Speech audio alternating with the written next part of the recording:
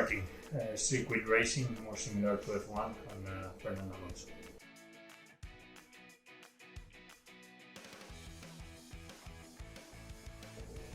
I always jump in the car on the right hand side. No.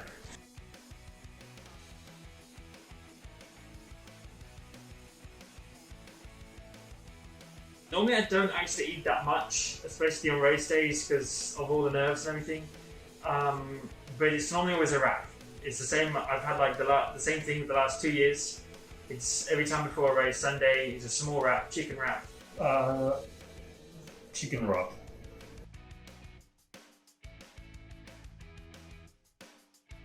A mission foods wrap made of either chicken or pulled pork.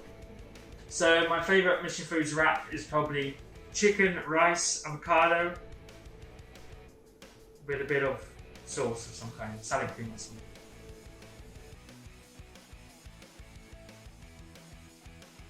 I would say Singapore is probably the most difficult track on the calendar.